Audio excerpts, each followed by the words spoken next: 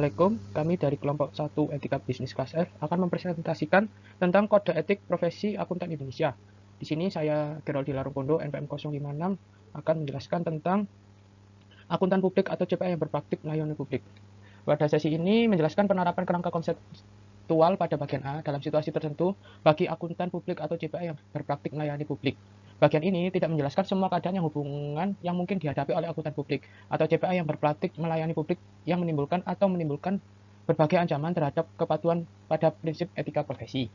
Setiap akuntan publik CPA yang berpraktik melayani publik tidak boleh melihat dalam setiap bisnis, pekerjaan, atau aktivitas yang mengurangi atau dapat mengurangi integritas, objektivitas, atau reputasi yang baik dari profesi dan suatu hasil yang tidak sesuai dengan prinsip dasar etika profesi.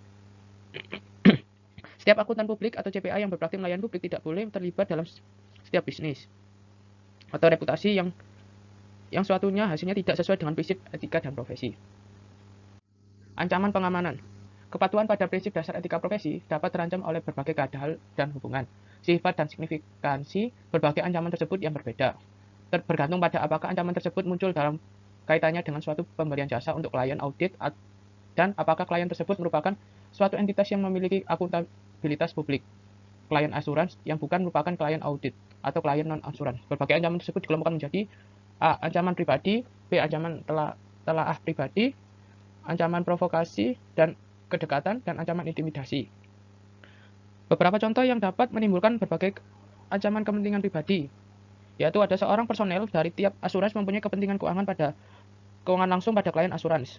Beberapa contoh keadaan yang dapat menimbulkan berbagai ancaman telaah pribadi, yaitu kantor menerbitkan laporan asuransi atas efektivitas operasi sistem keuangan setelah terlibat merancang atau mengimplementasikan sistem tersebut.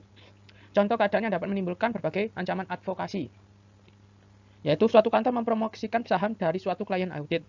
Contoh keadaan yang menimbulkan ancaman bagi akuntan publik yang berpraktik melayani publik, yaitu ancaman kedekatan. Seorang personel dari tim perikatan memiliki anggota keluarga inti atau anggota keluarga dekat yang menjabat sebagai direktur, komisaris, atau penjabat klien tersebut.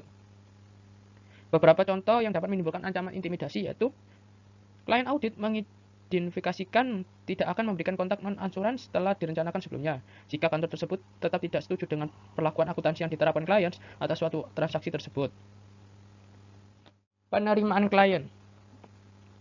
Sebelum menerima klien baru, setiap akuntan publik atau CPA yang berpraktik melayani publik harus menentukan apakah klien tersebut dapat menimbulkan ancaman berbagai kepatuhan terhadap prinsip dasar etika profesi. Berbagai ancaman potensial terhadap integritas atau perilaku profesional dapat terjadi dari berbagai permasalahan yang dipertanyakan masyarakat terkait dengan suatu klien, pemilik, manajemen, atau aktivitasnya. Berbagai permasalahan, jika diketahui, dapat mengancam kepatuhan prinsip dasar etika profesi, termasuk misalnya keterlibatan klien dalam aktivitas-aktivitas ilegal seperti pencucian uang dan ketidakjujuran atau praktik pelaporan keuangan yang diragukan. Penerimaan perikatan. Prinsip dasar profesional dan sikap cermat kehati-hatian mewajibkan setiap akuntan publik atau CPA yang berpraktik melayani publik untuk memberikan jasa profesional hanya jika akuntan publik atau CPA tersebut memiliki kompetensi untuk melakukannya. Sebelum menerima suatu perikatan tertentu, klien setiap akuntan publik atau CPA yang praktik melayani publik harus menentukan apakah perikatan tersebut dapat menimbulkan berbagai ancaman kepatuhan terhadap prinsip dasar etika profesi. Setiap akuntan publik atau CPA yang berpraktik melayani publik harus mengevaluasi signifikan berbagai ancaman tersebut dan menerapkan pengamanan ketika diperlukan untuk menghilangkan atau mengurangi pengancaman suatu tingkatan yang dapat diterima. Selanjutnya ada perubahan dalam suatu penunjukan profesional. Setiap akuntan publik atau CPA yang berpraktik melayani publik yang diminta untuk menggantikan akuntan publik atau CPA yang berpraktik melayani publik lainnya, atau akuntan publik atau CPA yang sedang mempertimbangkan untuk melakukan penawaran atas suatu perikatan yang saat ini dilakukan oleh akuntan publik atau CPA yang berpraktik melayani publik lainnya, harus menentukan apakah terdapat alasan untuk tidak menerima perikatan tersebut, baik alasan profesional maupun alasan lainnya, seperti keadaan yang menimbulkan ancaman-ancaman kepatuhan terhadap dasar etika profesi yang tidak dapat dihilangkan atau dikurangi sampai pada suatu tingkat yang dapat diterima dengan menerapkan berbagai pengamanan. Yang terakhir, audit berulang. Setiap akuntan publik tidak diperkenankan untuk menerima dan melaksanakan perikatan asuransi yang jenis periodenya dan kerangka pelaporan keuangannya yang berlaku. Contohnya yaitu standar akuntansi keuangan atau SAK. Standar akuntansi keuangan entitas tanpa akuntabilitas publik yaitu SAK ETAP dan International Financial Reporting Standards atau IFRS yang digunakan sama dengan perikatan asuransi yang telah dilakukan oleh akuntan publik lain. Setiap akuntan publik atau CPA yang berpraktik pelayanan publik mungkin dihadapkan dengan benturan kepentingan ketika memberikan jasa profesional. Benturan kepentingan mau menimbulkan suatu ancaman terhadap prinsip objektivitas dan mungkin pula akan menimbulkan berbagai ancaman terhadap prinsip dasar etika profesi lain. Berikut ancaman yang dapat terjadi. Yang pertama, akuntan publik atau CPA memberikan jasa profesional yang berhubungan dengan suatu permasalahan tertentu untuk dua klien atau lebih yang berbagai kepentingannya saling benturan. Yang terakhir, terjadinya benturan antara kepentingan akuntan publik atau CPA tersebut terkait dengan suatu permasalahan tertentu dan kepentingan klien yang menggunakan jasa profesional yang berkaitan dengan permasalahan tersebut. Selanjutnya akan dijelaskan oleh teman saya. Perkenalkan, nama saya Muhammad Afan Rizky, NPM 1901301072. Benturan kepentingan. Benturan kepentingan menimbulkan suatu ancaman terhadap prinsip dasar etika profesi. Setiap akuntan publik tidak boleh membiarkan benturan kepentingan menurunkan kualitas pertimbangan bisnis atau pertimbangan profesionalnya. Berikut adalah contoh situasi yang dapat menimbulkan benturan. Yang pertama, ada memberi saran kepada dua klien pada saat yang bersamaan saat mereka sedang bersaing, dan saran tersebut relevan untuk kedua belah pihak. Lalu yang kedua, mewakili dua klien yang sedang sengketa hukum. Lalu yang ketiga, memberi saran strategis kepada klien untuk melakukan suatu tindakan. Pada saat bersamaan, kantor atau perusahaan juga tertarik melakukan tindakan tersebut. Selanjutnya, setiap akuntan publik yang berpraktik melayani publik harus menerapkan berbagai pengamanan terhadap prinsip dasar etika profesi yang timbul dari benturan yang terjadi. Berikut adalah contohnya. Yang pertama, mengimplementasikan mekanisme untuk mencegah pengungkapan yang tidak sah atas informasi rahasia ketika melaksanakan jasa profesional terkait permasalahan tertentu untuk dua klien yang saling berbenturan.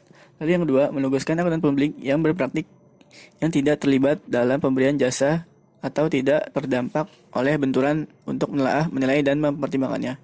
Lalu yang ketiga, berkonsultasi dengan pihak ketiga seperti Institut Akuntan Publik Indonesia, penasihat hukum, dan akuntan publik lainnya yang lebih berpengalaman.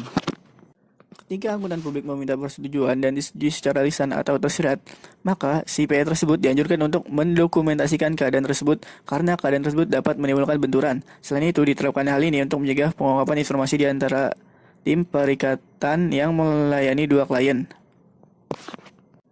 Selanjutnya, pendapat kedua adalah kondisi di mana klien berkonsultasi untuk meminta pendapat kedua dari seorang CPA tentang masalah yang sedang terjadi dan dialami klien tersebut.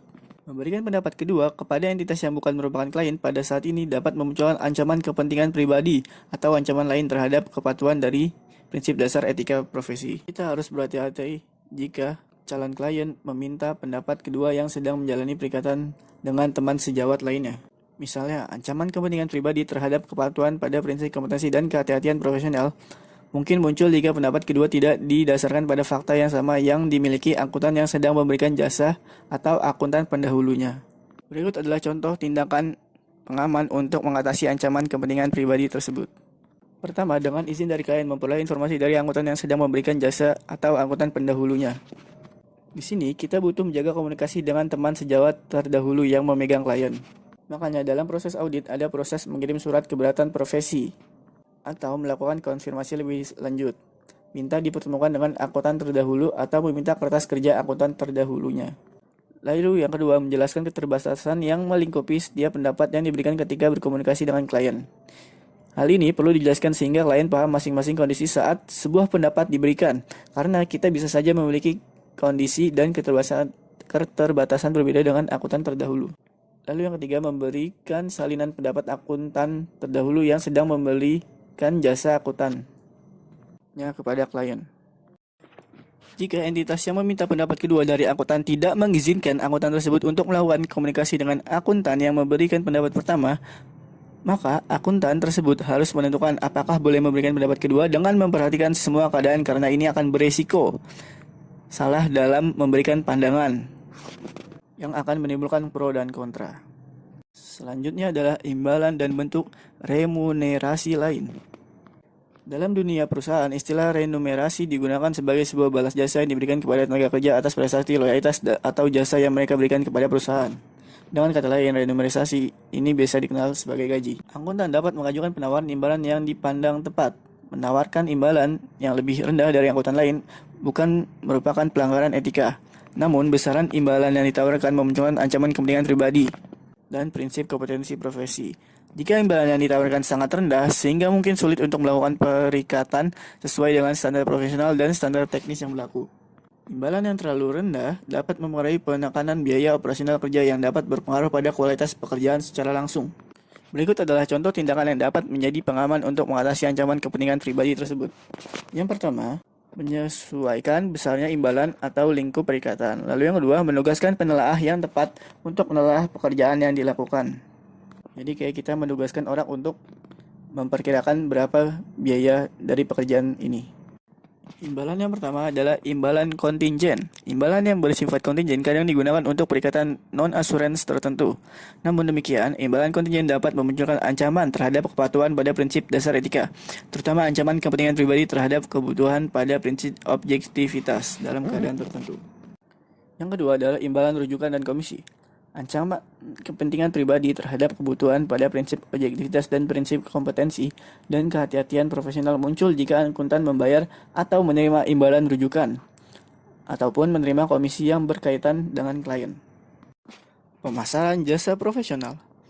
Ketika CPA mencoba mendapatkan pekerjaan baru melalui iklan atau berbagai pemasaran lain, kemungkinan terdapat ancaman kepatuhan kepada prinsip dasar etika profesi. Misalnya saja, jasa atau produk yang ditawarkan tidak sesuai dengan prinsip dasar etika profesi. Setiap CPA tidak boleh menyebabkan reputasi profesi rusak ketika memasarkan jasa profesionalnya. CPA harus bersikap jujur dan dapat dipercaya, dan tidak membuat pernyataan yang berlebihan atau hyperbola terhadap kualifikasi yang dimiliki atau pengalaman yang diperoleh. Selain itu, tidak boleh membuat pernyataan yang merendahkan CPA lain. Jika CPA mengalami keraguan dalam iklan atau pemasaran lainnya, maka dapat berkonsultasi dengan IAPI atau kepada CPA lainnya yang lebih berpengalaman. Selanjutnya adalah etika hadiah dan keramah tamahan. Menawarkan atau menerima bujukan dapat memunculkan ancaman terhadap kepentingan pribadi dan ancaman intimidasi terhadap kepatuhan pada prinsip dasar etika. Bujukan dapat berkisar dari tindakan kecil berupa keramah tamahan antara akuntan dan klien atau calon klien, hingga tindakan yang mengakibatkan ketidakpatuhan terhadap peraturan. Bujukan tersebut dapat berupa 1. Hadiah dan sumbangan politik atau sosial. Lalu yang kedua ada keramah tamahan. Yang ketiga hiburan. Keempat, tawaran yang tidak pantas atas persahabatan dan loyalitas. Lalu yang kelima, pemberian kerja atau kesempatan komersial lainnya. Lalu yang keenam, perlakuan hak atau hak istimewa. Ketika akuntan menyadari adanya bujukan yang ditawarkan kepada atau diberikan oleh anggota keluarga inti calon klien, menyimpulkan terdapat intensi untuk memengaruhi perilaku akuntan kita, maka akuntan harus memberikan advice kepada anggota keluarga tersebut untuk tidak menawarkan atau menerima bujukan tersebut. Etika penyimpanan aset-aset klien. Setiap praktisi atau CPA tidak boleh mengambil tanggung jawab penyimpanan uang atau aset lainnya milik klien, kecuali jika diperbolehkan oleh ketentuan hukum yang berlaku. Dan jika demikian, praktisi atau CPA wajib menyimpan aset tersebut sesuai dengan ketentuan hukum yang berlaku dan menjaga dengan sebaik-baiknya. Sekian dari saya, selanjutnya akan dijelaskan oleh teman saya. Objektivitas semua jasa profesional. Setiap akuntan publik atau CPA yang berpraktik melayani publik harus menentukan ketika memberikan jasa profesional apapun, apakah terdapat berbagai ancaman terhadap kepatuhan pada prinsip objektivitas sebagai akibat adanya kepentingan dalam atau hubungan dengan klien atau direktur, komisaris, pejabat, atau para karyawan klien. Akuntan publik atau CPA yang memberikan jasa asuransi harus independen terhadap klien asuransi tersebut. Keberadaan berbagai ancaman terhadap prinsip objektivitas ketika memberikan jasa profesional akan bergantung pada berbagai keadaan tertentu dari perikatan dan sifat dari suatu pekerjaan yang dilakukan oleh akuntan publik atau CPA yang berpraktik melayani publik. Akuntan publik atau CPA yang berpraktik melayani publik mengevaluasi signifikansi setiap ancaman dan harus menerapkan berbagai pengamanan ketika diperlukan untuk menghilangkan atau mengurangi berbagai ancaman tersebut hingga suatu tingkat pengamanan termasuk atau contoh penerapannya. Yang pertama, mengundurkan diri dari tim perikatan. Yang kedua, menerapkan prosedur supervisi. Yang ketiga, menghentikan hubungan bisnis yang menimbulkan suatu ancaman. Yang keempat, membahas permasalahan dengan tingkatan manajemen yang lebih tinggi. Dan yang kelima, membahas permasalahan dengan pihak klien yang bertanggung jawab atas tata kelola perusahaan. Jika berbagai pengamanan tidak dapat menghilangkan atau mengurangi suatu ancaman sampai pada suatu tingkat yang dapat diterima, maka setiap akuntan publik atau CPA yang berpraktik melayani publik harus menolak atau menghentikan perikatan tersebut. Pendekatan kerangka konseptual independensi. Kode etik ini mewajibkan setiap akuntan publik dan CPA atau tim personel tim audit kantor dan jaringan kantor harus independen terhadap klien audit. Tujuan dari seksi ini adalah untuk membantu kantor, akuntan publik, dan personel lain dalam tim audit menerapkan pendekatan kerangka konseptual yang bertujuan untuk mencapai dan menjaga independensi. Independensi antara lain mencakup yang pertama, independensi dalam pemikiran. Independensi dalam pemikiran merupakan sikap mental yang memungkinkan pernyataan pemikiran yang tidak dipengaruhi oleh hal-hal yang dapat mengganggu pertimbangan profesional, yang memungkinkan seseorang individu untuk memiliki integritas dan bertindak secara objektif, serta menerapkan skeptisme profesional. Dan yang kedua, independensi dalam penampilan, penghindaran fakta dan keadaan yang sangat signifikan sehingga pihak ketiga memiliki informasi yang memadai dan rasional, besar kemungkinan menyimpulkan dengan mempertimbangkan semua fakta dan keadaan tertentu bahwa integritas, objektivitas, atau skeptisme profesional dari kantor dan setiap personel tim audit telah berkurang. Pendekatan kerangka konseptual tersebut harus diterapkan oleh setiap akuntan publik dalam hal yang pertama, mengidentifikasi ancaman terhadap independensi. Yang kedua, mengevaluasi signifikansi dari ancaman yang teridentifikasi dan menerapkan pengamanan ketika diperlukan untuk menghilangkan atau mengurangi ancaman sampai pada suatu tingkat yang dapat diterima. Jaringan dan jaringan kantor. Jika suatu kantor merupakan bagian dari suatu jaringan kantor, kantor tersebut harus independen dari klien-klien audit kantor lainnya. Berbagai persyaratan independensi dalam seksi ini berlaku bagi suatu jaringan kantor, juga berlaku bagi setiap entitas lainnya. Dan ketika struktur yang lebih besar ditujukan untuk bekerja sama dan entitas-entitas yang tergabung dalam struktur tersebut berbagai suatu bagian signifikan dari sumber daya profesional, maka hal tersebut dianggap sebagai suatu jaringan. Sumber daya profesional termasuk yang pertama, sistem bersama yang memungkinkan setiap kantor untuk bertukar informasi seperti data klien, penagihan dan catatan jam kerja. Dan yang kedua, para rekan dan staf. Yang ketiga, bagian teknis yang memberikan konsultasi atas isu-isu teknikal atau industri tertentu, transaksi atau peristiwa untuk berbagai perikatan asuransi. Dan yang keempat, ada metodologi atau manual audit. Dan yang kelima, ada fasilitas dan pelaksanaan pelatihan. Entitas dengan akuntabilitas publik. Seksi 290 ini berisi berbagai ketentuan tambahan yang mencerminkan sejauh mana tingkat kepentingan publik pada entitas tertentu. Untuk tujuan seksi ini, entitas berkepentingan publik adalah yang pertama, semua entitas yang terdaftar di pasar modal dan setiap entitas yang pertama ditetapkan oleh peraturan atau perundang-undangan sebagai entitas berkepentingan publik, atau yang kedua diwajibkan oleh peraturan atau perundang-undangan untuk diaudit dengan persyaratan independensi yang sama sebagaimana yang diterapkan pada audit atas entitas yang terdaftar di pasar modal. Peraturan tersebut dapat dikeluarkan oleh regulator terkait termasuk oleh regulator audit. Entitas yang berelasi. Ketika tim audit mengetahui atau memiliki alasan yang cukup untuk meyakini bahwa hubungan atau keadaan yang melibatkan entitas berelasi lainnya dari klien adalah relevan untuk mengevaluasi independensi kantor terhadap klien, tim audit harus memasukkan entitas berelasi tersebut pada saat pengidentifikasian dan pengevaluasian berbagai ancaman terhadap independensi dan penerapan berbagai pengamanan yang tepat. Pihak yang bertanggung jawab atas tata kelola. Walaupun tidak diisyaratkan oleh kode etik, standar audit yang berlaku ataupun peraturan perundang-undangan, kantor dianjurkan untuk berkomunikasi secara teratur dengan pihak yang bertanggung jawab atas tata kelola pada klien audit mengenai hubungan atau permasalahan lain yang mungkin berdasarkan pertimbangan kantor tersebut dapat mempengaruhi independensi. Komunikasi tersebut memungkinkan pihak yang bertanggung jawab atas tata kelola untuk yang pertama, mempertimbangkan keputusan kantor dalam pengidentifikasian dan pengevaluasian berbagai ancaman terhadap independensi. Yang kedua, mempertimbangkan ketepatan berbagai pengamanan yang diterapkan untuk menghilangkan atau mengurangi ancaman sampai pada suatu tingkat yang dapat diterima. Dan yang ketiga, mengambil tindakan yang tepat. Pendekatan tersebut sangat membantu khususnya sehubungan dengan berbagai ancaman, intimidasi, dan kedekatan. Dokumentasi menyediakan bukti keputusan profesional dari setiap akuntan publik dalam membuat berbagai kesimpulan mengenai kepatuhan terhadap berbagai persyaratan independensi. Setiap akuntan publik harus mendokumentasikan kesimpulan terkait dengan kepatuhan terhadap persyaratan independensi dan substansi dari setiap pembahasan yang relevan yang mendukung kesimpulan tersebut.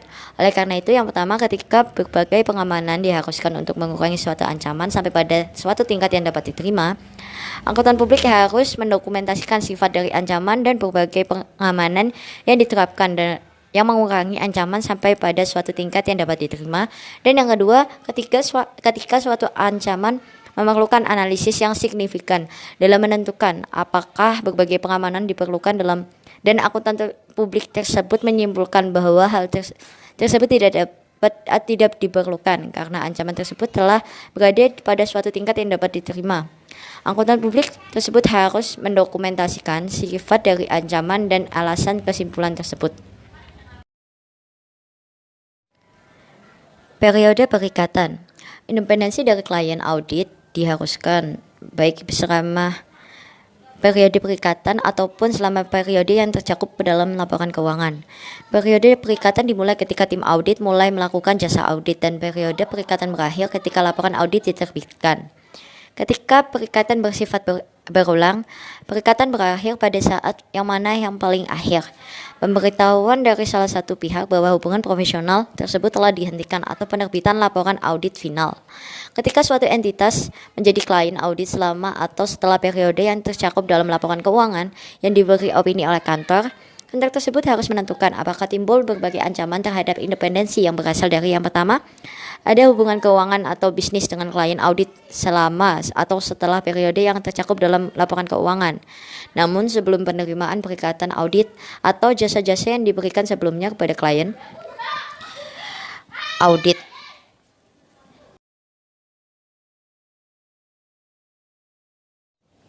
Merger dan akuisisi.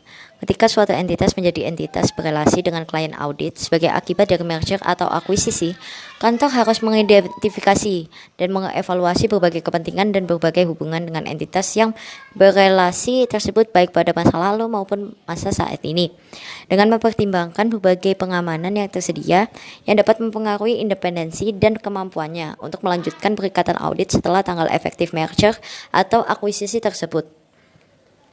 Kantor harus melakukan langkah-langkah yang diperlukan untuk menghentikan pada tanggal efektif merger atau akuisisi berbagai kepentingan atau hubungan yang sedang berlangsung yang tidak diizinkan oleh kode etik yang diatur.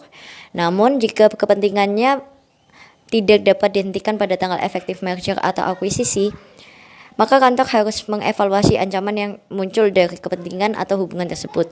Semakin signifikan suatu ancaman, maka semakin besar kemungkinan berkurangnya objektivitas dari kantor. Dan hal ini akan menyebabkan kantor tersebut tidak dapat melakukan tugas sebagai auditor. Signifikansi dari ancaman tersebut akan bergantung pada faktor sebagai berikut. Yang pertama, ada sifat dan signifikansi dari kepentingan atau hubungan tersebut.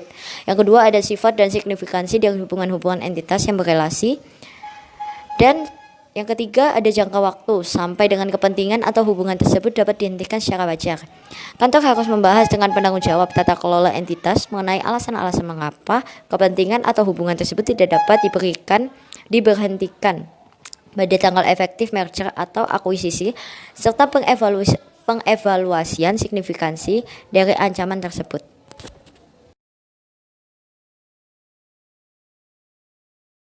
Selanjutnya, saya Silvani Putri NPM 076 akan membahas mengenai merger dan akuisisi, yaitu yang telah dibahas oleh teman saya. Lalu, jika pihak yang bertanggung jawab atas tata kelola entitas mengharuskan kantor untuk melanjutkan tugas sebagai auditor, maka kantor tersebut akan melakukannya hanya jika yang pertama, kepentingan atau hubungan akan dihentikan sesegera mungkin dan pada semua kasus dalam jangka waktu 6 bulan sejak tanggal efektif merger atau akuisisi. Lalu yang kedua, setiap individu yang memiliki kepentingan atau hubungan, termasuk kepentingan atau hubungan yang timbul dari pemberian satu jasa non-ansuransi yang tidak diizinkan oleh seksi ini, tidak menjadi bagian dari tim perikatan atau individu yang bertanggung jawab atas penelahan pengendalian mutu perikatan. Dan yang ketiga, langkah-langkah transisi akan diterapkan ketika diperlukan dan dibahas dengan pihak yang bertanggung jawab atas kelola entitas. Lalu, apabila ketika pihak yang bertanggung jawab atas tata kelola entitas meminta kantor tersebut menyelesaikan audit, sementara yang bersamaan suatu kepentingan atau hubungan relasi akibat adanya merger atau akuisisi tersebut berlanjut, maka kantor melakukan penyelesaian audit hanya jika yang pertama yaitu telah mengevaluasi signifikasi dari ancaman yang timbul karena kepentingan atau hubungan tersebut dan membahas pengevaluasian dengan penanggung jawab tata kelola entitas. Lalu yang kedua, mematuhi ketentuan di paragraf sebelumnya yaitu pada bagian B dan C. Lalu yang ketiga yaitu mengakhiri sebagai auditor paling lambat pada saat penerbitan laporan audit. Lalu selanjutnya, pelanggaran terhadap ketentuan seksi ini yaitu seksi 290. Suatu pelanggaran terhadap seksi ini mungkin terjadi meskipun suatu kantor telah menerapkan kebijakan dan prosedur yang dirancang untuk memberikan keyakinan memadai bahwa independensi dapat dipertahankan. Apabila suatu kantor telah menyimpulkan terjadi suatu pelanggaran, kantor tersebut harus menghentikan, menunda, atau menghilangkan kepentingan hubungan yang menyebabkan pelanggaran serta menyelesaikan konsekuensi dari pelanggaran tersebut. Tergantung pada signifikasi pelanggaran, kantor mungkin perlu untuk menghentikan perikatan audit atau mungkin dapat melakukan tindakan untuk mengatasi secara semestinya dampak dari pelanggaran tersebut. Contoh-contoh tindakan yang dapat dipertimbangkan untuk dilakukan oleh kantor tersebut adalah yang pertama, mengeluarkan personel yang terkait tim audit. Lalu yang kedua, melakukan penelahan tambahan terhadap pekerjaan audit yang terdampak atau mengerjakan ulang dengan menggunakan personel yang berbeda. Lalu yang ketiga, merekomendasikan kepada klien audit untuk melakukan perikatan dengan kantor lain untuk menelaah pekerjaan tersebut. Dan yang keempat, yaitu meminta klien untuk menugaskan kantor lain untuk mengevaluasi hasil dari jasa non-ansurans atau menugaskan kantor lain untuk mengerjakan ulang jasa non-ansurans tersebut. Jika kantor menetapkan bahwa tindakan tersebut tidak dapat dilakukan untuk mengatasi dampak tersebut, maka kantor harus memberitahukan kepada pihak yang bertanggung jawab atas tata kelola entitas terkait pemberhentian ikatan audit sesuai dengan ketentuan. Namun apabila suatu kantor dapat menetapkan bahwa tindakan tertentu dapat dilakukan untuk mengatasi pelanggaran tersebut, maka kantor harus membahas pelanggaran tersebut dan tindakan yang telah dilakukan. Permasalahan yang harus dibahas termasuk yang pertama yaitu signifikasi pelanggaran, yang kedua cara pelanggaran terjadi dan teridentifikasi, lalu yang ketiga tindakan yang dilakukan atau diusulkan serta alasan kantor mengapa alasan tersebut mampu mengatasi dampak pelanggaran. Lalu yang keempat, kesimpulan berdasarkan pertimbangan profesional kantor. Lalu yang kelima yaitu setiap langkah yang dilakukan atau diusulkan untuk dilakukan kantor untuk mengurangi atau menghindari risiko terjadinya pelanggaran berikutnya. Lalu selanjutnya yaitu tentang kepentingan keuangan. Kepemilikan kepentingan keuangan pada klien audit dapat menimbulkan ancaman kepentingan pribadi. Keberadaan dan signifikasi dari ancaman tersebut bergantung pada yang pertama yaitu peran dari orang yang memiliki suatu kepentingan keuangan, dan kedua apakah kepentingan keuangan tersebut bersifat langsung atau tidak langsung.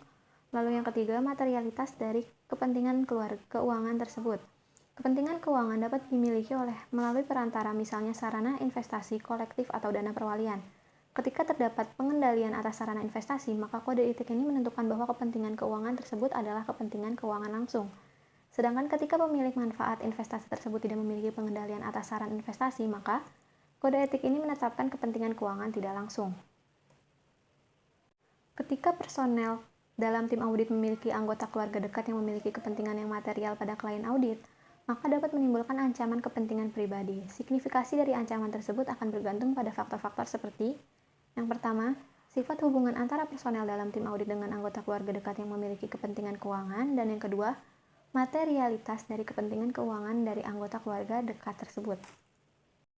Lalu selanjutnya yaitu ancaman kepentingan pribadi yang timbul karena adanya kepentingan keuangan, antara lain yaitu jika salah satu personel dari tim audit atau anggota keluarga intinya atau suatu kantor memiliki kepentingan keuangan yang material pada suatu entitas yang menjadi pemegang saham, pengendali klien audit, dan klien audit tersebut bersifat material bagi entitas pengendali. Lalu yang kedua, pengelola program pensiun kantor dari kepentingan keuangan langsung atau tidak langsung oleh klien audit. Lalu yang ketiga, jika rekan lain dari kantor tempat rekan perikatan audit berpraktik dalam kaitannya dengan perikatan audit tersebut atau anggota keluarga intinya memiliki suatu kepentingan keuangan yang material pada klien audit tersebut. Lalu yang keempat, jika rekan lain dan karyawan manajerial yang melakukan jasa non-audit kepada klien audit tersebut kecuali keterlibatannya minimal atau anggota keluarga intinya memiliki kepentingan keuangan yang material pada klien audit tersebut. Lalu selanjutnya adalah pinjaman-pinjaman dan jaminan-jaminan. Suatu pinjaman atau suatu penjaminan atas suatu pinjaman yang diterima oleh personel dalam tim audit, anggota keluarga inti dari personel tersebut, atau oleh kantor dari klien audit yang merupakan bank atau institusi dari sejenis dapat menimbulkan ancaman terhadap independensi. Dalam hal ini, ancaman kepentingan pribadi timbul antara lain yaitu jika kantor atau personel dalam tim audit atau anggota keluarga intinya menerima pinjaman dari atau memiliki pinjaman yang dijamin oleh klien audit yang bukan merupakan bank atau institusi serupa. Lalu yang kedua yaitu jika kantor personel dalam tim audit atau anggota keluarga inti dari personel dalam tim audit memberikan pinjaman kepada atau penjamin atas pinjaman kepada klien audit. Lalu selanjutnya yaitu hubungan bisnis. Suatu hubungan bisnis yang erat antara kantor atau personel dalam tim audit atau anggota keluarga inti dari personel dalam tim audit dengan klien audit atau manajemennya yang timbul dari suatu hubungan komersial atau kepentingan keuangan bersama dapat menimbulkan ancaman kepentingan pribadi atau ancaman intimidasi.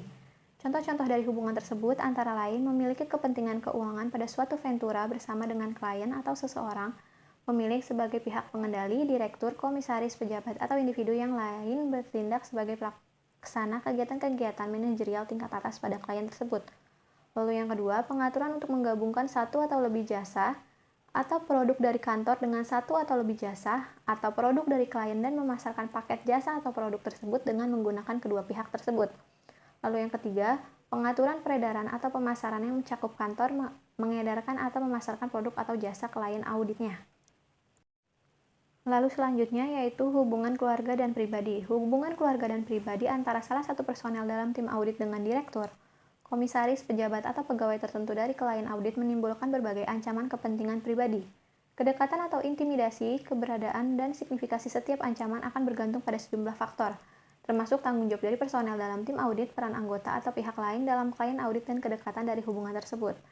Ketika terdapat anggota keluarga inti dari salah satu personel dari tim audit saat ini yang merupakan pertama, direktur, komisaris, atau pejabat klien audit, atau yang kedua, karyawan yang dalam suatu posisinya dapat memberikan pengaruh terhadap penyusunan laporan keuangan klien, atau yang sebelumnya berada di posisi yang pertama dan kedua yang sudah disebutkan tadi, yaitu ancaman-ancaman terhadap independensi hanya dapat dikurangi sampai pada suatu tingkat yang dapat diterima dengan mengeluarkan personel tersebut dari tim audit, maka tidak boleh ada hubungan keluarga di antara tim audit.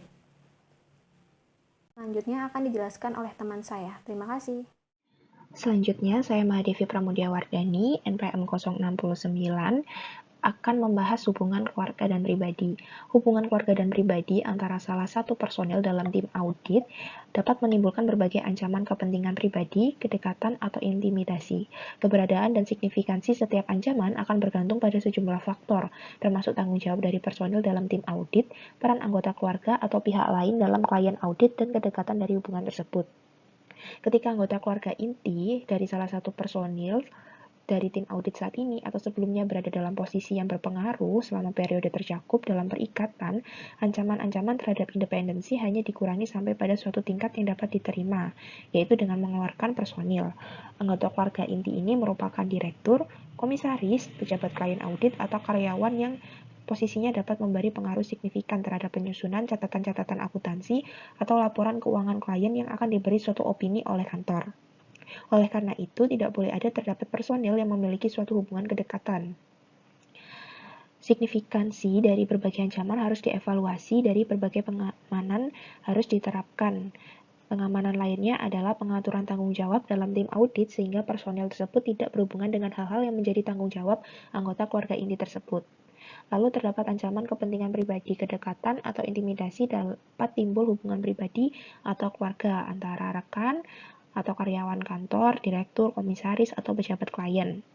Ada faktor-faktor yang harus disesuaikan, yaitu sifat dari hubungan antara rekan atau karyawan dengan direktur, komisaris, pejabat, atau karyawan klien, interaksi antara rekan atau pegawai kantor dengan tim audit, posisi rekan atau karyawan dalam kantor, dan posisi yang dipegang oleh personel tersebut di klien. Cara pengamanannya yaitu yang pertama, pengaturan tanggung jawab dari rekan atau karyawan tersebut untuk mengurangi potensi berpengaruh terhadap perikatan audit. Dan yang kedua, menugaskan akuntan publik untuk menelaah pekerjaan audit yang relevan tersebut. Lalu ada hubungan kerja dengan klien audit. Berbagai ancaman kedekatan atau intimidasi mungkin timbul jika direktur, komisaris, atau pejabat klien atau karyawan dalam posisi yang berpengaruh atas penyusunan catatan atau laporan keuangan pernah menjadi seorang personil dalam tim audit atau rekan pada kantor tersebut. Ketika mantan personil atau rekan bergabung dengan klien audit dalam suatu posisi terdapat hubungan yang signifikan antara kantor dengan personil tersebut, sehingga timbul ancaman yang sangat signifikan. Oleh karena itu, independensi akan dianggap berkurang kecuali personil tidak berhak atas manfaat atau pembayaran apapun dari kantor, kecuali dibuat berdasar perjanjian yang telah ditentukan sebelumnya dan jumlah yang diberikan tidak material bagi kantor. Lalu, personel tersebut tidak melanjutkan keterlibatan atau tidak terlihat dalam kegiatan bisnis atau profesional kantor. Jika mantan personel dalam tim audit bergabung dengan klien audit dalam suatu posisi dan tidak ada hubungan antara kantor dan individu, maka ancaman kedekatan akan berkandung faktor-faktor, yaitu posisi yang pernah ditempati oleh personil, keterlibatan personil yang dilakukan dengan tim, jangka waktu sejak personil tersebut terakhir menjadi bagian dari tim, dan posisi dahulu personil. Lalu ada pengamanan yang dilakukan, yaitu mengubah rencana audit, menugaskan personil yang memiliki pengalaman cukup dalam dengan hubungan mantan personil bagian dari tim audit yang bergabung ke klien, dan menugaskan akuntan publik untuk menelaah pekerjaan mantan personil bagian dari tim audit tersebut. Selanjutnya, klien audit merupakan entitas dengan akuntabilitas publik. Ancaman kedekatan atau intimidasi timbul ketika rekan kunci perikatan audit yang terlibat dalam perikatan bergabung dengan klien audit yang merupakan entitas dengan akuntabilitas publik sebagai direktur, komisaris, pejabat, atau karyawan yang memiliki posisi signifikan. Independensi dianggap telah berkurang, kecuali rekan tersebut berhenti sebagai rekan kunci perikatan audit. Entitas dengan akuntabilitas publik tersebut telah menerbitkan laporan keuangan yang mencakup periode tidak kurang dari 12 bulan. Independensi dianggap berkurang, kecuali jika telah melewati jangka waktu 12 bulan sejak pengunduran diri personil sebagai pemimpin rekan. Independensi tidak dianggap berkurang jika hasil dari suatu kombinasi bisnis, mantan rekan kunci perikatan audit atau individu yang sebelumnya pemimpin rekan atau rekan senior pada kantor berada dalam posisi yang sudah dijelaskan sebelumnya, serta posisi tersebut tidak menjadi pertimbangan dalam kombinasi bisnis, seluruh manfaat atau pembayaran kepada mantan rekan telah dilunasi sepenuhnya, mantan rekan tidak melanjutkan keterlibatan atau tidak terlihat memberikan kesan terlibat dalam kegiatan bisnis, dan jabatan dipegang oleh mantan rekan ini pada klien audit dibahas dengan penanggung jawab tata kelola klien tersebut. Selanjutnya yaitu penugasan sementara personil kantor. Peminjaman personil oleh kantor kepada klien audit dapat menimbulkan suatu ancaman telaah pribadi. Peminjaman diberikan hanya untuk jangka waktu singkat dan personil tidak boleh terlibat dalam pemberian jasa non-asuransi yang tidak diizinkan serta memikul tanggung jawab manajemen. Beberapa pengamanannya yaitu yang A. Melakukan telaah tambahan atas pekerjaan yang dilakukan oleh personil peminjam. Yang B. Tidak memberi tanggung jawab audit untuk fungsi atau kegiatan apapun kepada personel yang dipinjamkan selama waktu penugasan peminjaman sementara. Dan yang C. Tidak melibatkan personil yang dipinjamkan tersebut sebagai bagian dalam tim audit. Selanjutnya yaitu pernah bekerja pada klien audit. Berbagai ancaman kepentingan, telaah, atau kedekatan pribadi timbul jika seorang personil dalam tim sebelumnya merupakan direktur, komisaris, pejabat, atau karyawan dari klien. Jika selama periode yang tercakup oleh laporan audit, personil dalam tim audit sebelumnya telah menjabat sebagai direktur, komisaris, atau pejabat klien, serta karyawan yang memiliki pengaruh signifikan, maka ancaman timbul akan sangat signifikan sehingga tidak ada berbagai pengamanan yang dapat mengurangi ancaman tersebut sampai pada suatu tingkat yang dapat diterima. Berbagai ancaman timbul jika sebelum periode yang tercakup laporan audit, personil dalam tim audit sebelumnya menjabat yang memberikan pengaruh signifikan terhadap penyusunan catatan akuntansi atau laporan keuangan klien. Ada beberapa faktor, yaitu A. Posisi yang dijabat oleh personil tersebut di klien, B. Lamanya waktu sejak individu tersebut tidak bekerja pada klien, dan C. Peran personil tersebut dalam tim audit. Lalu ada rangkap jabatan sebagai direktur, komisaris, atau pejabat pada klien audit. Jika ada rekan kerja atau karyawan yang menjabat sebagai direktur, komisaris, atau pejabat pada klien audit, maka berbagai ancaman telah pribadi atau kepentingan pribadi timbul sangat signifikan, sehingga tidak ada berbagai pengamanan yang dapat mengurangi berbagai ancaman tersebut. Dengan demikian, rekan atau karyawan tidak boleh menjabat sebagai direktur, komisaris, atau pejabat pada klien audit. Posisi sekretaris perusahaan dapat memiliki implikasi berbeda dalam situasi yang berbeda. Tugas sekretaris perusahaan antara lain yaitu tugas administratif, mengelola SDM, dan pemeliharaan catatan dan dokumen perusahaan, hingga kewajiban lainnya seperti memastikan kepatuhan perusahaan, memenuhi ketentuan peraturan perundang-undangan yang berlaku, atau untuk memberi saran mengenai tata kelola perusahaan. Jika ada rekan dari kantor yang menjabat sekretaris, maka ancaman telah pribadi dan advokasi timbul signifikan. Maka kewajiban dan kegiatan sebagai sekretaris harus dibatasi pada pekerjaan yang bersifat administratif dan rutin, melaksanakan kegiatan layanan administratif yang bersifat rutin untuk mendukung fungsi sekretaris perusahaan atau memberikan saran mengenai masalah administratif kesekretariatan perusahaan. Lalu selanjutnya ada hubungan yang berlangsung lama antar personil senior dengan klien audit. Yang pertama ini ada ketentuan-ketentuan umum, ancaman kedekatan dan kepentingan pribadi timbul ketika menugaskan personil senior yang sama pada perikatan audit untuk suatu jangka waktu yang lama. Faktor-faktornya yaitu ada lama waktu personil sebagai bagian dari tim, peran personil dalam suatu tim, struktur suatu kantor, sifat perikatan audit, apakah tim manajemen klien berubah, dan apakah sifat atau kompleksasi masalah akuntansi dan pelaporan klien berubah. Untuk ancaman yang telah disebutkan tadi, pengamanannya dapat berupa merotasi personil senior tersebut dari tim audit, lalu menugaskan akuntan publik yang tidak bergabung dalam tim audit untuk melakukan penelaah atas pekerjaan personil senior, dan dilakukan penelaah mutu secara reguler baik secara internal atau eksternal terhadap perikatan. Lalu yang kedua ada klien-klien audit merupakan entitas dengan akuntabilitas publik. Dalam hal audit entitas yang memiliki akuntabilitas publik, seseorang tidak boleh berperan sebagai rekan kunci perikatan audit selama lebih dari 7 tahun. Setelah waktu tersebut, individu tidak boleh menjadi bagian dari tim perikatan atau rekan kunci pekerjaan audit untuk klien tersebut selama 2 tahun. Selama periode tersebut, individu tidak boleh berpartisipasi dalam audit untuk entitas tersebut. Hubungan yang berlangsung lama antara rekan-rekan lain dengan klien audit yang merupakan entitas dengan akuntabilitas publik menimbulkan berbagai ancaman. Signifikan ancaman bergantung pada faktor, yaitu yang A. Lamanya hubungan rekan tersebut dengan klien, B. Peran rekan tersebut dalam tim audit jika ada, dan yang C. Sifat, frekuensi, dan tingkat interaksi antara rekan tersebut dan manajemen atau penanggung jawab tata kelola klien.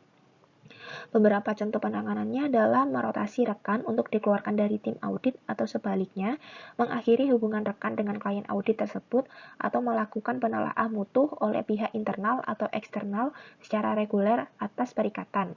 Ketika klien audit menjadi entitas dengan akuntabilitas publik, jangka waktu lamanya seorang rekan tersebut telah menangani klien audit sebagai rekan kunci perikatan audit sebelum klien tersebut menjadi suatu entitas kepentingan publik harus dihitungkan dalam menentukan waktu rotasi tersebut.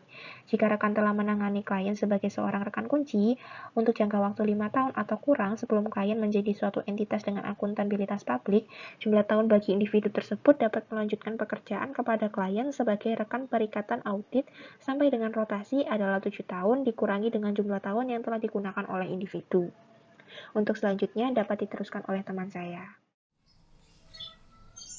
Selanjutnya, saya Putri Arimbi, NPM 057, akan melanjutkan presentasi dari Mahadevi. Sebelum memutuskan untuk menerima perikatan jasa non-asurans kepada klien audit, kantor harus menentukan apakah akan timbul suatu ancaman terhadap independensi. Tim audit harus memperhatikan setiap ancaman yang kemungkinan muncul akibat pemberian jasa non-asurans. Jika ancaman yang timbul tidak dapat diturunkan sampai tingkat yang diterima, maka kantor tidak dapat memberikan jasa non-asurans tersebut. Sehingga, kantor dapat memberikan jasa non-asurans untuk entitas berelasi dari klien audit berikut ini.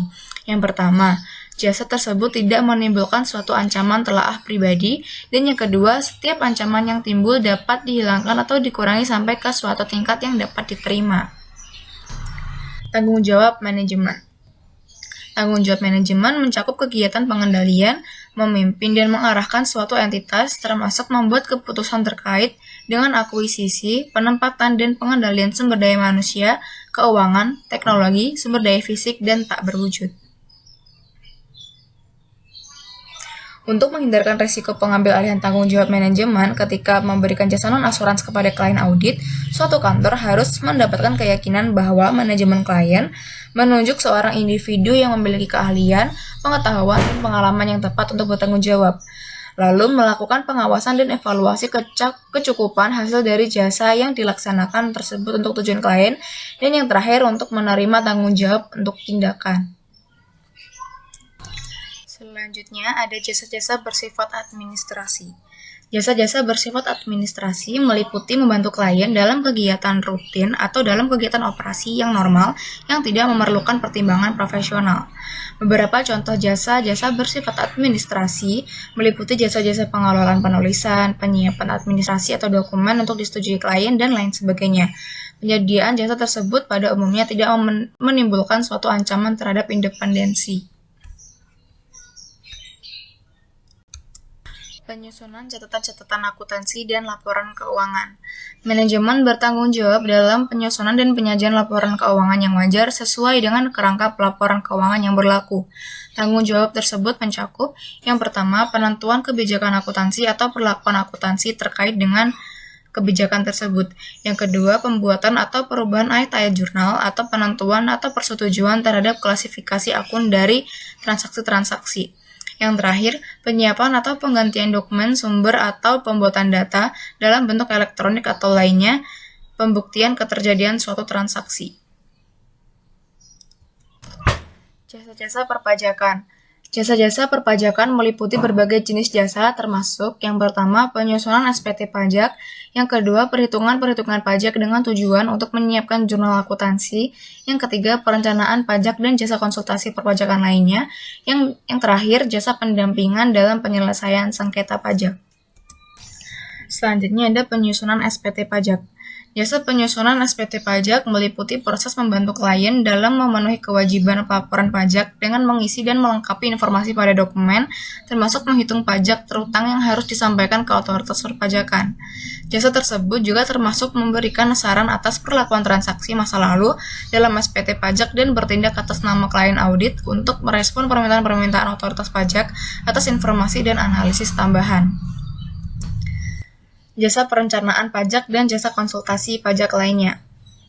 Jasa perencanaan pajak atau jasa konsultasi pajak lainnya meliputi berbagai macam jenis jasa, seperti pemberian saran kepada klien audit bagaimana pengelolaan dalam hubungannya dengan suatu pendekatan pajak yang lebih efisien atau memberikan saran mengenai penerapan peraturan perundang-undangan perpajakan yang baru.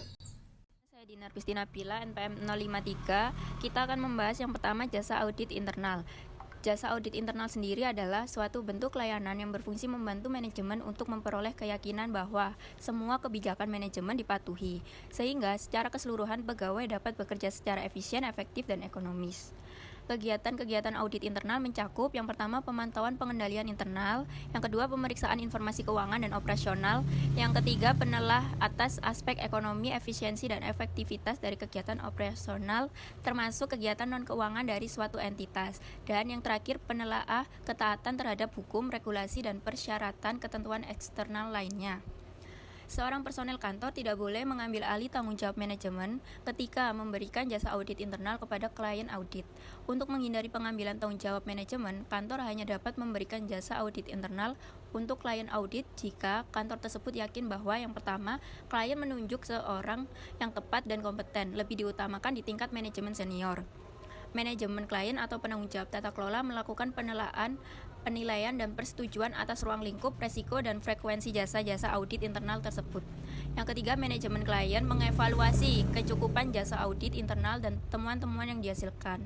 Lalu selanjutnya, manajemen klien mengevaluasi dan menentukan rekomendasi yang dihasilkan dari jasa audit internal yang akan diterapkan dan mengelola proses penerapannya.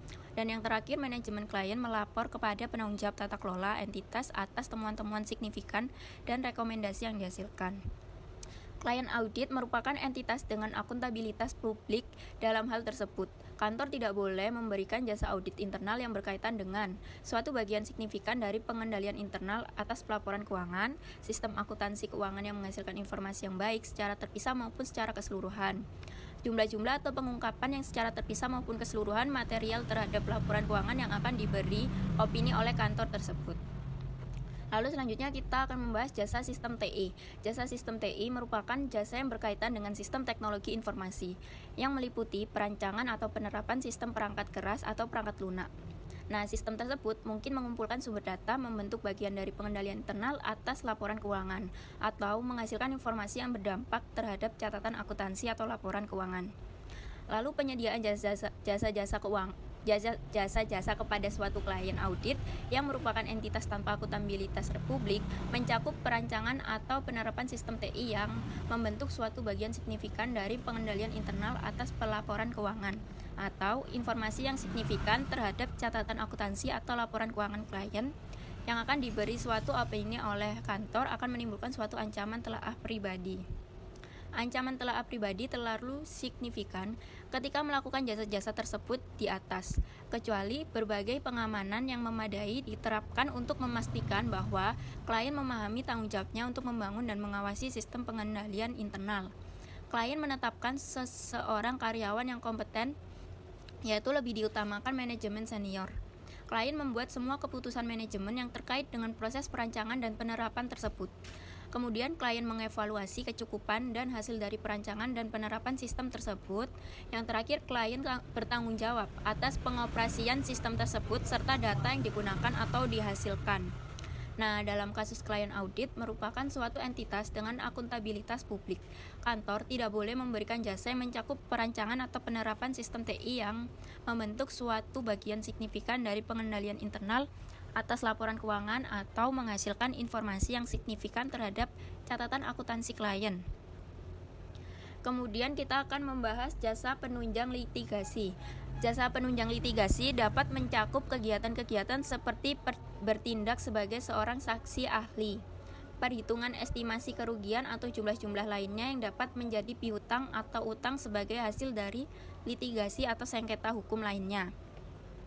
Selanjutnya kita akan membahas jasa hukum. Jasa hukum didefinisikan sebagai setiap jasa yang diberikan oleh orang yang telah memiliki izin untuk berpraktek hukum dalam pengadilan atau oleh orang yang telah memiliki pelatihan hukum yang disyaratkan untuk berpraktek hukum. Nah, jasa hukum tersebut mencakup bidang yang luas dan beragam, termasuk pemberian jasa korporasi dan komersial kepada klien, seperti dukungan dalam penyusunan perjanjian, litigasi, saran dan bantuan hukum untuk merger dan akuisisi, serta bantuan kepada bagian hukum klien. Jasa hukum, penunjukan seseorang rekan atau seorang personel kantor sebagai penasihat hukum untuk klien audit akan menimbulkan ancaman kepentingan pribadi dan ancaman advokasi yang signifikan, sehingga tidak ada berbagai pengamanan yang dapat mengurangi ancaman sampai pada suatu tingkat yang dapat diterima. Pada umumnya, kedudukan penasihat hukum merupakan posisi manajemen senior yang memiliki tanggung jawab atas masalah hukum yang luas dalam perusahaan. Nah, oleh karena itu, tidak ada satupun personel kantor dapat menerima penunjukan tersebut dari klien audit. Kemudian, kita akan membahas jasa perekrutan. Secara umum, kantor dapat memberikan jasa-jasa seperti penelaahan kualifikasi profesional dari para pelamar dan memberikan saran mengenai kesesuaiannya dengan posisi yang ditawarkan. Selain itu, kantor tersebut dapat mewawancarai para kandidat dan memberikan pertimbangan berkenaan dengan kompetensi kandidat untuk posisi akuntansi keuangan, administrasi, dan pengendalian. Suatu kantor tidak dapat memberikan jasa perekrutan berikut ini kepada klien audit yang merupakan entitas dengan akuntabilitas publik untuk jabatan direktur, komisaris, atau penjabat entitas atau manajemen senior yang dalam posisinya dapat memberikan pengaruh signifikan terhadap penyusunan catatan, akuntansi atau laporan keuangan klien yang akan diberi opini oleh kantor tersebut, yaitu yang pertama mencarikan atau menemukan kandidat untuk posisi-posisi tersebut, dan melakukan pemeriksaan referensi dari kandidat yang prospektif untuk posisi-posisi tersebut. Selanjutnya kita akan membahas jasa keuangan korporat. Pemberian jasa keuangan korporat, misalnya memberikan saran dalam strukturisasi suatu transaksi keuangan korporat atau pengaturan pembiayaan yang secara langsung akan mempengaruhi jumlah-jumlah yang akan dilaporkan dalam laporan keuangan yang akan diberi opini oleh kantor, dapat menimbulkan suatu ancaman telaah pribadi. Keberadaan dan signifikansi setiap ancaman akan bergantung pada faktor-faktor seperti yang pertama, tingkat subjektivitas dalam penentuan perlakuan yang tepat mengenai hasil atau konsekuensi dari saran jasa keuangan korporat dalam laporan keuangan. Yang kedua, sejauh mana hasil saran jasa keuangan korporat secara langsung akan mempengaruhi jumlah tercatat dalam laporan keuangan dan sejauh mana jumlah tersebut material terhadap laporan keuangan. Yang terakhir, apakah efektivitas dari saran jasa keuangan korporat bergantung pada suatu perlakuan akuntansi tertentu atau penyajiannya dalam laporan keuangan. Nah, signifikansi setiap ancaman harus dievaluasi dan berbagai pengamanan harus diterapkan ketika diperlukan untuk menghilangkan atau mengurangi ancaman tersebut sampai pada suatu tingkat yang dapat diterima. Beberapa contoh berikut berbagai pengaman tersebut termasuk yang pertama, penggunaan personil profesional yang bukan merupakan bagian dari tim audit untuk melakukan jasa tersebut. Yang kedua, menugaskan seseorang profesional yang tidak terlibat dalam. Perkenalkan, nama saya Rizky Milan Johari, NPM 073 akan menerangkan tentang kode etik yang berkaitan dengan imbalan-imbalan atau lanjutan dari imbalan-imbalan sebelumnya. Imbalan ini merupakan suatu ancaman kepentingan pribadi atau intimidasi juga yang timbul ketika imbalan yang dihasilkan dari satu klien audit mencerminkan sebagian besar pendapatan dari seorang akuntan publik atau sebagian besar pendapatan dari salah satu cabang kantor. Terdapat faktor-faktor yang membuat signifikansi ancaman tersebut, yaitu yang pertama, signifikansi klien bagi akuntansi publik atau cabang tersebut baik secara kualitatif dan atau secara kuantitatif. Lalu faktor yang kedua adalah sejauh mana penghasilan akuntansi publik tersebut atau rekan di kantor tersebut yang bergantung pada imbalan yang dihasilkan oleh klien tersebut. Lalu selanjutnya ada klien audit merupakan entitas dengan akuntabilitas publik. Klien audit ini merupakan suatu entitas dengan akuntabilitas publik yang ada pada periode 2 tahun berturut-turut dengan imbalan klien audit tersebut serta entitas relasinya mencerminkan lebih dari 15% dari imbalan yang diterima oleh kantor yang menerbitkan opini dari laporan keuangan klien. Lalu di bawah ini ada 2 jenis pengamanan yang diterapkan untuk mengurangi ancaman yang berada satu tingkat sehingga dapat diterima dan menerapkan pengamanan yang diterapkan, yaitu A. Sebelum penerbitan opini audit pada tahun kedua laporan keuangan, akuntan publik yang bukan personel dari kantor memberikan opini atas laporan keuangan tersebut dan juga melakukan penelaahan terhadap pengendalian mutu ikatan, dalam hal ini ikatan IAI. Lalu yang kedua adalah setelah penerbitan opini audit atas laporan keuangan tahun kedua tersebut dan sebelum penerbitan opini audit atas laporan keuangan tahun ketiga, akuntan publik yang bukan personal dari kantor itu menerbitkan opini atas laporan keuangan tersebut. Lalu selanjutnya ada 2 jenis imbalan, yaitu yang pertama imbalan yang telah lewat jatuh tempo. Imbalan yang telah lewat jatuh tempo itu merupakan ancaman kepentingan pribadi yang timbul jika imbalan yang telah jatuh tempo dari klien audit belum dibayar untuk satu jangka waktu yang lama, terutama jika sebagian besar imbalan belum dibayar sebagai penerbitan laporan audit untuk tahun berikutnya. Jadi dapat disimpulkan bahwa ancaman dalam imbalan telah lewat jatuh tempo ini maksudnya imbalan yang belum dibayarkan terhadap klien pada jangka waktu tertentu, jangka waktu yang panjang. Lalu yang kedua ada imbalan kontingent. Merupakan imbalan yang dihitung berdasarkan suatu basis yang ditentukan di awal yang berkaitan dengan hasil dari suatu transaksi atau juga pekerjaan yang dilakukan oleh kantor. Imbalan kontingent ini dapat dibebankan secara langsung atau tidak langsung, misalnya melalui perantara oleh suatu kantor, tetapi tetap satu perikatan audit. Ini akan menimbulkan ancaman yang signifikan. Ancaman tersebut ancaman tersebut timbul seperti ada 3 ini. Imbalan dibebankan oleh kantor yang menerbitkan opini atas laporan keuangan dan imbalan tersebut material atau diperkirakan material. Lalu yang kedua ada imbalan yang dibebankan oleh jaringan kantor yang terlibat secara signifikan dalam audit tersebut, sehingga imbalan tersebut juga harus dapat diperkirakan material juga. Dan yang terakhir, hasil dari jasa non asuransi tersebut dan jumlah imbalan. Jadi 3 hal yang saya jelaskan tadi itu adalah ancaman yang timbul secara signifikan dari imbalan kontingent tersebut. Lalu selanjutnya ada pembahasan lainnya seperti kebijakan evaluasi dan kompensasi. Ini merupakan suatu ancaman kepentingan timbul ketika seorang personel dari tim audit dievaluasi atau diberikan kompensasi berdasarkan jasa non asuransi terhadap klien audit. Terdapat 3 faktor, yaitu proporsi evaluasi dan kompensasi kinerja individual, lalu peran individu tersebut, dan apakah keputusan promosi dipengaruhi oleh penjualan tersebut. Lalu ada hadiah dan keramah tamahan, merupakan secara harfiah keramah tamahan dari klien audit atau penerimaan hadiah dari keramah tamahan dari klien audit menimbulkan ancaman kepentingan pribadi dan ancaman kedekatan.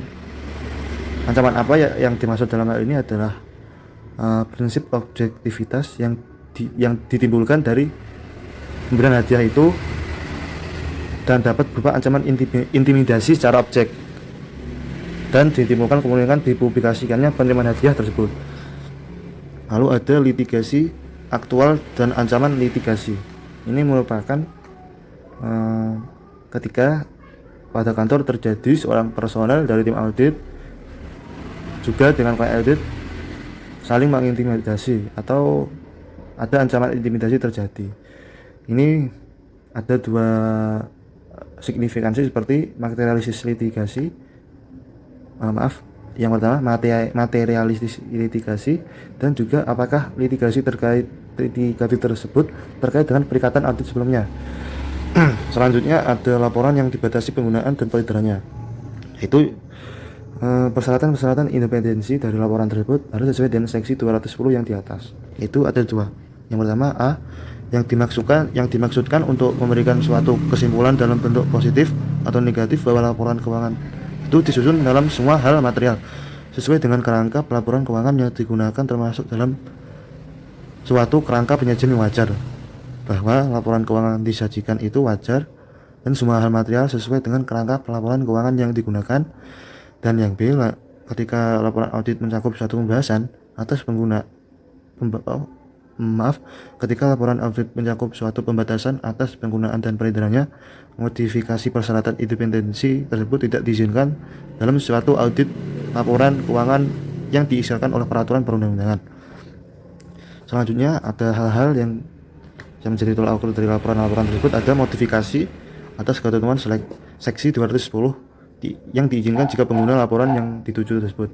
Modifikasi tersebut seperti memahami sepenuhnya tujuan dan pembatasan dari laporan tersebut, dan juga setuju secara eksplisit akan penerapan persyaratan independensi yang diubah tersebut.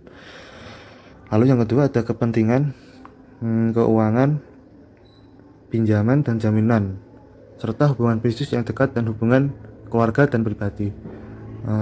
Dalam hal ini, ketika kondisi seperti